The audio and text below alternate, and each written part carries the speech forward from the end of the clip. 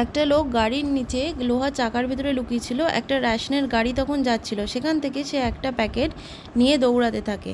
যে রেশনটা গাড়িটা নিয়ে যাচ্ছিল সেই ড্রাইভারটা দেখতে পেল যে একটা লোক রেশনের একটা প্যাকেট চুরি করে নিয়ে যাচ্ছে, গেটটার ওপর দিয়ে ওপারে নিয়ে যাচ্ছে। তখন ড্রাইভারটা পিছু পিছু আসলো, তখন রেশনের প্যাকেটটা অলরেডি গেটের ওপারে চলে গেছে। তখন লোকটাকে ধরতে গেল, ধরতে পারলো না, বললো যে রেশনের প্যাকেট কেন চুরি করে নিয়ে যাচ্ছে। তখন রেশনের ড্রাইভারের লোকটা চলে আসলো গাড়ির কাছে, এসে বলল যে 60 বছর বয়স হয়ে গেছে লোকটার, তাও রেশন চুরি করতে ছাড়ছে না, আজকালকার দুনিয়াটা কীরকম। তখন সে গাড়িটা চালিয়ে নিয়ে চলে গেল, রেশনের গাড়িটা। তারপরে এখানে দেখাচ্ছে ছবিটায় একটা লোক চেয়ারে বসে গরিব লোকদের রেশনের আই কার্ডগুলো জানছে, জিজ্ঞেস করছে যে কখন রেশনের গাড়ি আসবে। লোকগুলো জিজ্ঞেস করছে, তখন রেশনের গাড়িটা সেই সময় এসে পড়ে। ড্রাইভারটা গাড়ি থেকে তখন নামে, ড্রাইভারটা এসে বলে যে তুমি ওঠো গাড়িতে, এখানে রেশনগুলো আছে, একে একে ভাগ করে দিয়ে দাও, আমি ততক্ষণ এদের নামগুলো এন্ট্রি করে নিচ্ছি। তখন লোকটা গাড়িতে উঠল, তখন লোকটা একে একে এন্ট্রি করতে থাকলো।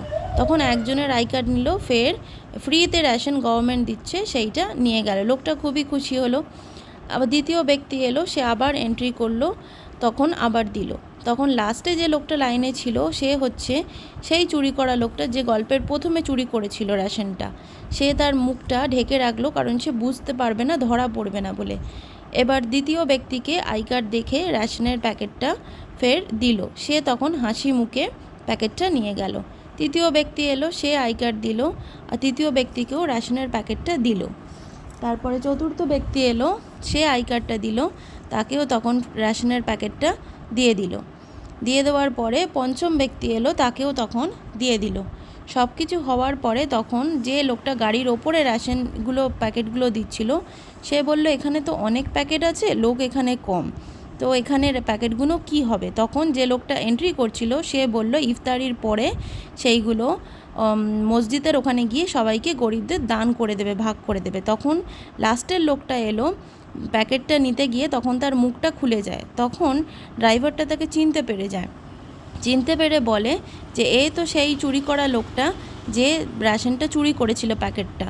তখন দুজনে মিলে ড্রাইভারটা আর ওই আরেকটা লোক যে ছিল তার পেছনে দৌড়ালো, আরেকটা লোক তাকে ধরে ফেললো, ওই পথেই আসার সময় ধাক্কা লাগলো।